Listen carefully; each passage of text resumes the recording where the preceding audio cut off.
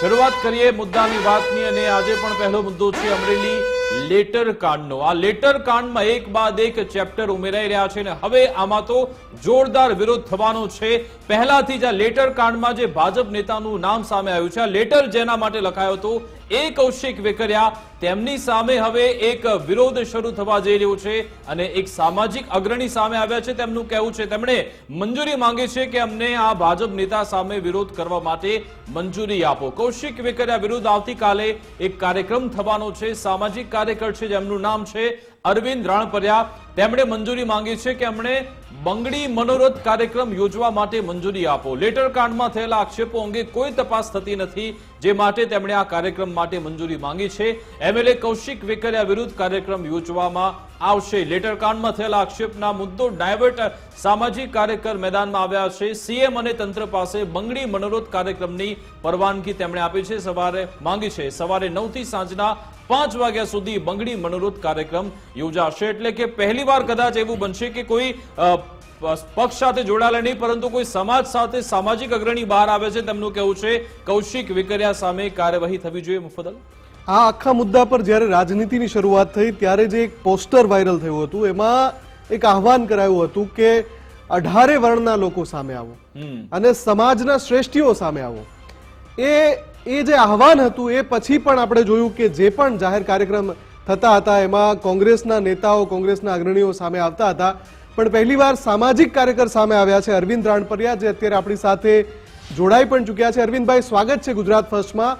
મારો સૌથી પહેલો સવાલ એ છે કે આપ જે કાર્યક્રમ યોજવા જઈ રહ્યા છો એ જે કાર્યક્રમ છે એમાં શું આપ કરવાના છો, એનો હેતુ શું છે? એક જ હેતુ છે સાહેબ, જે લેટરકાંડ મામલો છે એમાં એક દીકરીની રાતે 12 વાગે ધરપકડ કરવામાં આવે છે, એ સંવિધાન જોગવાઈ વિરુદ્ધ છે। બીજું કે તમામ સમાજ, ખાસ કરીને પાટીદાર સમાજ ભેગો થયો દીકરીને ન્યાય અપાવવા માટે, પણ ખરા અર્થમાં પોતપોતાના રોટલા શેકવા માટે જ આવ્યા હતા। દિલીપભાઈ સંઘાણી સિવાય એક પણ પાટીદાર નેતાએ દીકરી માટે ચિંતા વ્યક્ત કરી નથી, ફક્ત ને ફક્ત કૌશિક વેકરિયાના બચાવ માટે આવેલા હતા। બીજી વાત, આ લેટર કાંડની અંદર સ્પષ્ટ આક્ષેપો કરવામાં આવ્યા છે। કૌશિકભાઈ પંચાયતથી માંડી નગરપાલિકા, તાલુકા પંચાયત, જિલ્લા પંચાયત, રેતી કાંડ હોય, દારૂ હોય, તમામમાં હપ્તા લે છે। એની સીટની રચના થવી જોઈએ, એને નાર્કો ટેસ્ટ થવો જોઈએ, જે આજથી સુધી નથી થયો। એ કરવા માટે અમે એક કાર્યક્રમનું આયોજન કર્યું છે આવતીકાલે 16/1/2025 ના રોજ। તો અરવિંદભાઈ, ચાલો દેવરાજિયા। બિલકુલ। હવે અરવિંદભાઈ, મારો સવાલ આપને સીધો એ છે કે આખો આ જે વિવાદ શરૂ થયો એને બહુ લાંબો સમય થઈ ગયો, કોંગ્રેસે પણ ઘણા બધા કાર્યક્રમો યોજ્યા, ઘણા બધા ટ્વિસ્ટ એન્ડ ટર્ન પણ આવ્યા। લેટર કાંડની શરૂઆત થઈ, પછી આ સરઘસવાળો વિવાદ થયો, દીકરી સાથે અન્યાયની વાત આવી। આટલા સમય સુધી આપ ક્યાં હતા, કેમ ચૂપ હતા? હું મારી રીતે એક્ટિવ હતો સાહેબ। મેં 10 દિવસ પહેલા પણ એક પ્રેસ નોટ આપી હતી અને પેપરમાં પણ આવી હતી કે કૌશિક વેકરિયાને તમામ પદ ઉપરથી દૂર કરવામાં આવે, આજીવન ભારતીય જનતા પાર્ટીમાંથી એને બાકાત કરવામાં આવે। મેં અગાઉ આપેલું છે સાહેબ, અને હું સતત એક્ટિવ હતો, આ બધાના રંગ જોતો હતો, કોણ કોના રોટલા કેવી રીતે શેકી રહ્યા છે સાહેબ। મૂળ વાત જે છે ભ્રષ્ટાચારની છે। દીકરી સુધી સરકારે જામીન આપ્યા છે તો મળવા પાત્ર હતા, સમજો। દીકરીને તો ટ્રાયલ બાદ જ નિર્ણય આવશે ને, એને કોણે નિર્દેશ જાહેર કરી દીધી, મને બતાવો। અરવિંદભાઈ, આમાં સવાલ એ પણ થઈ રહ્યો છે કે અત્યાર સુધીમાં જે પણ અવાજ ઉઠ્યા છે, અરવિંદભાઈ, જે પણ અવાજ ઉઠ્યા છે તે કૌશિક વેકરિયાની સામેના લોકો છે। ભાજપના જે બે જૂથ છે તેમાં એક જૂથ તો તેમની સામે છે, ભરત સુતરિયા છે, મહેશ કચવાલા, બધા તેમની સાથે છે, પરંતુ તેમની સામે દિલીપભાઈ સંઘાણી હોય કે પછી પરસોત્તમ રૂપાલા, નારણભાઈ કાછડિયા તેમની સામેના છે। આપ કોની સાથે છો? આપ કોની સાથેના છો? ભાજપ સાથેના છો, કોંગ્રેસ સાથેના છો? મારી વાત સાંભળો સાહેબ, ભારતીય જનતા પાર્ટીમાં બે જૂથ છે જ નહીં, આ ફક્ત અફવાઓ છે। વાત એટલી જ છે કે કૌશિકભાઈ વેકરિયા જો ખરેખર હપ્તા લેતા હોય, બરાબર છે, કે ન લેતા હોય તો એને ભૂગર્ભમાં જવાની જરૂર નથી। આજે ઘણા દિવસોથી ભૂગર્ભમાં જતા રહ્યા છે, ફોન લાગતા નથી અથવા XYZ ઉપાડતા, જે કઈ હોય છે।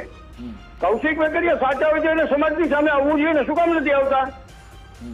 એમની અરવિંદભાઈ આમાં સવાલ એ છે કે તમે જે પેલું લેટર વાયરલ થયો છે એમાં જે આરોપ થયા છે એ મુદ્દાને લઈને આ કાર્યક્રમ કરી રહ્યા છો કે જે દીકરીને અન્યાય થઈ રહ્યો છે એની સામે આ કાર્યક્રમ કરી રહ્યા છો? દીકરીને અન્યાય થયો છે એ અનુસંધાન પણ છે.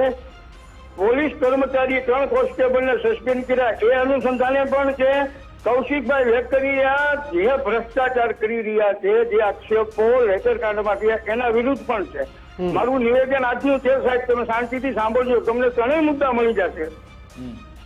નહીં પણ અત્યારે તમે જવાબ આપી રહ્યા છો, અત્યારે જ્યારે તમે આ ટેલિફોનિક વાતચીતમાં જવાબ આપી રહ્યા છો એમાં વારંવાર તમે લેટર કાંડમાં જે આરોપ થયા છે લેટરની અંદર એને સાંકળીને જવાબ આપી રહ્યા છો. એટલે મેં પૂછ્યું તમને કે જે દીકરીને અન્યાયનો મુદ્દો છે તમારો પ્રાથમિક સૌથી પહેલો મુદ્દો કયો છે તમારો? દીકરીની પાસે અન્યાય થયો છે એ જગ જાહેર છે. એને કોઈ સમાજ 18 વર્ષના હોય કે પાટીદાર સમાજે કોઈ દીકરીને ન્યાય નથી આપ્યો. દીકરીના નામે રોટલા ફેંકવામાં આવ્યા. દીકરીને તો શ્રી સરકારે જામીન આપ્યા છે. એટલે આપ એવું કહો છો કે કોંગ્રેસે જે કર્યું એ રોટલા શેક્યા? સવાલ જ નથી ને સાહેબ. અચ્છા અરવિંદભાઈ, આપ જે વિરોધ કરવા જઈ રહ્યા છો આપના વિરોધમાં કોણ કોણ આપની સાથે જોડાવાનું છે? કેટલા લોકો આપની સાથે જોડાવાના છે વિરોધમાં? સ્વેચ્છાએ જેને આવવું હોય તે આવી શકે છે. આ બિન રાજકીય કાર્યક્રમ છે સાહેબ. ઓકે, તમે રાજકીય રોટલા શેકવાની વાત કરી, ક્યાંક આમાં તમે પણ એ જોતા નથી ને તમે કે બાને કોઈ લાઇમલાઇટમાં પાર્ટીના આપણે સદસ્ય નથી ને અરવિંદભાઈ? હું ચૂંટણી લડ્યો નથી ને લડવાનો નથી. અરવિંદભાઈ, તમે કોઈ પાર્ટીના પ્રાથમિક સદસ્ય નથી ને? ના સાહેબ, મારું કામ ફક્ત ને ફક્ત જ્યાં પણ અન્યાય થાય છે લોકોને ત્યાં હું લડું છું.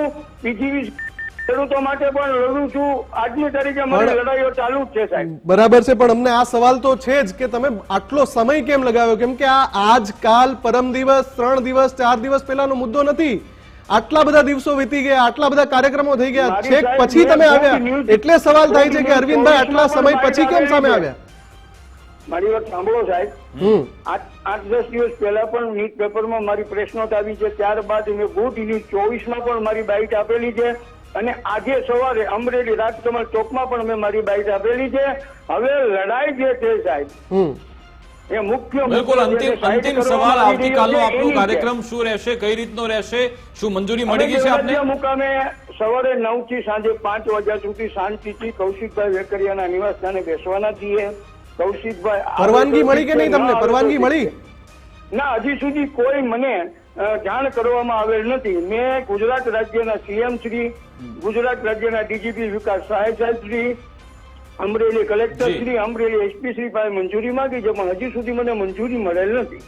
બિલકુલ બિલકુલ, આભાર અમારી સાથે કરવામાં આવેલી નથી. જી જી જી, આભાર અમારી સાથે જોડાવા બદલ, વાતચીત કરવા બદલ. તો અત્યારે તે વાતચીત ચોક્કસથી કરી રહ્યા છે કે હું જઈશ કૌશિકભાઈના ઘરે, જો કે તેમને મંજૂરી આપવામાં નથી આવીને જે રીતે સુરતમાં જોયું હતું ગઈકાલે, આપણે 2 દિવસ પહેલા, તેવું કદાચ અહીંયા પણ થઈ શકે છે, તેમની અટકાયત થઈ શકે છે. પરંતુ આમાં હવે જોરદાર રાજનીતિ થઈ રહી. ચોક્કસ વાત છે. કોણ સૌથી મોટો સવાલ કે એમની પાસે, એમણે એવું કહ્યું કે મેં એક પ્રેસ નોટ આપી હતી 10 દિવસ પહેલા, પણ મારો સવાલ હજુ પણ એ જ છે, એ સ્પષ્ટતાથી જવાબ નથી આપી શક્યા કે આટલા સમય સુધી મૌન રહેવું. તમે ક્યાંક પ્રેસ નોટ આપી 10 દિવસ પહેલા, પણ તમે જે કાર્યક્રમનું આયોજન કર્યું એ તો 10 દિવસ પહેલા કરી શકતા હતા. તમે પહેલા પણ કરી શકતા. એટલે આટલા દિવસ સુધી મૌન રહ્યા પછી તમારું સામે આવવું એ પણ એક સવાલ છે કે તમે આટલા સમય સુધી મૌન કેમ રહ્યા, અને જો હવે કાર્યક્રમ આપી રહ્યા છો તો એ કાર્યક્રમ પાછળનો મુખ્ય હેતુ શું છે?